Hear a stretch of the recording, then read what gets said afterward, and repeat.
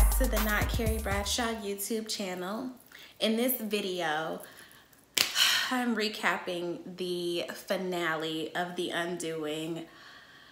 The way we all completely overthought this ending, I feel embarrassed. Questioning my whole life. I just feel like this was really similar to how in Game of Thrones they gave us all these Easter eggs and all these clues that Jon Snow was a Targaryen, only for that to end up meaning absolutely nothing in the grand scheme of things. They gave us all of this misdirection and all of these, you know, hints and nods and winks of maybe there's something going on over there. There wasn't. It was the husband. It's always the husband. It will never not be the husband. I feel like we were set up. I feel like we were hoodwinked and bamboozled because fucking what? Anyway, so this final episode, Grace has to confront Henry about why this hammer is in his violin case. And come to find out, Henry found it at the beach house and ran it through the dishwasher twice. And so the family gathers with good auntie lawyer and she's like, nigga, you did what? Like, I know at that point she was fed up. That's why she was like, silence. And she just sat there like,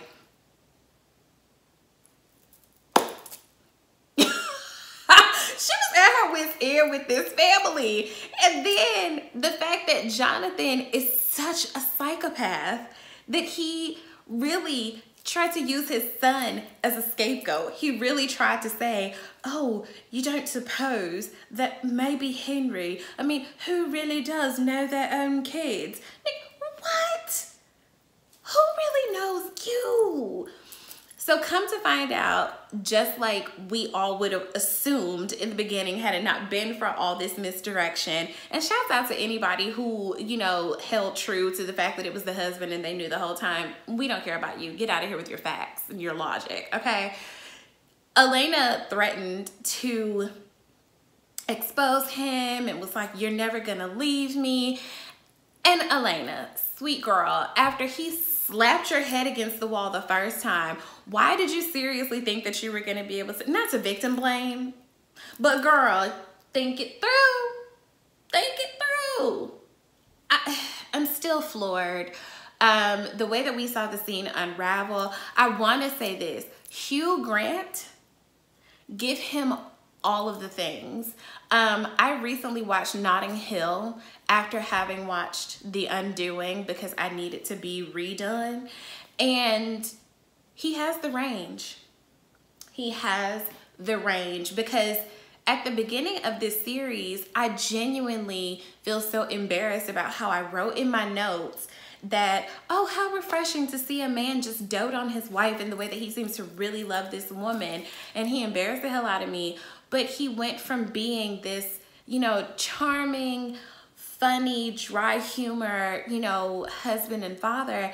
And he just maniacally, monstrously murdered this woman that he was not only in a relationship with, but who he had a whole other ass kid with, who he saved the life of her other kid. And he really went into her home and held this child and looked her husband in the face, and the mind boggles. But the thing is, what I was noticing on social media as we were all coming to terms with the fact that, oh, this is really it. And I'm gonna tell y'all, I'm not even ashamed that I did this. I literally watched past the credits because I was waiting to see any hint that it did not go down the way that it went down, that he just killed this woman and legitimately, stupidly tried to run off.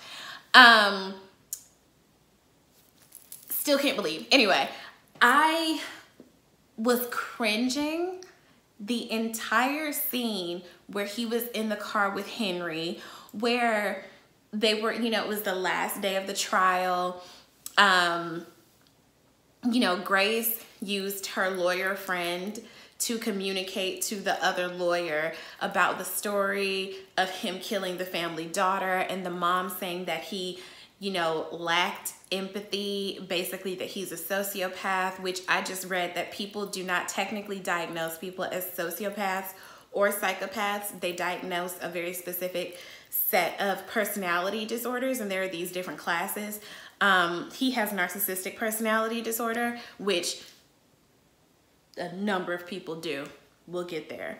And I thought that Grace played it nicely, but it was also so obvious that she set him up. What I love is that when he caught on to the fact that Grace set this line of questioning up, I love how he tried to snap on good auntie lawyer, and she was like, I know you ain't really coming at me like this.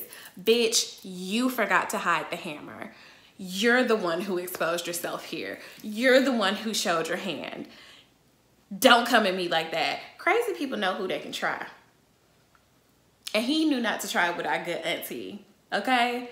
So, I don't know. I think I wanted more. I wanted more of a twist. I wanted more of a turn. I really thought that it was an important, the scene where Grace is on the stand, and I think that she did wholeheartedly feel like she knew this man to be a genuinely good and kind man. And I think that she was herself shocked to discover, I don't know the man I married the way that I think I know. The way that I thought that I knew him. And I think that the title of the book that the show is based on alludes to something like, it's something like You Should Have Known or something like that, because we see in the news where like these awful men get caught doing some shit that they had no business doing, and you look at the wife and you're like, there's no way she didn't know. But, and obviously this is a fictionalized, you know, tale. I think when they were talking about that, the bias that she had, we do tend to see sometimes what we want to see in people. And you can even look at that in like dating. In the beginning of something, you want so badly for this person to be your person that you were just so blinded by these glaring red flags that only seem to appear to you when they really show you who they are.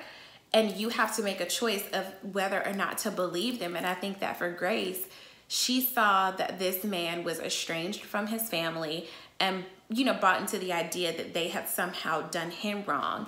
And he was an oncologist trying to save the lives of children, and that he was this very warm man. And I think sometimes we believe things because we need to or we want to just so badly. So for all we know, you know, this was her first red flag. You know, the fact that I think the turning point for Grace was him accusing the son, where it was like, oh, you must be fresh out of options to accuse Henry, which, child, I thought Henry played a part in it too. I'm not even gonna lie, but I'm also not a psychopath. So all in all, this show was good up until this finale, that this was really it. I just feel like I wanted more, and we didn't get it, but it's fine. It was something.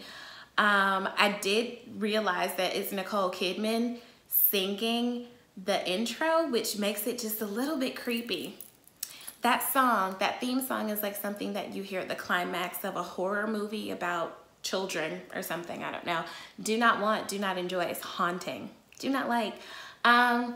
So that's it. I really thought that this series was going to be longer. I didn't realize that it was a limited series, but I do have a new show that I'm going to try out. I'm not even going to mention it here because if I don't like it, I don't want to hear no smoke.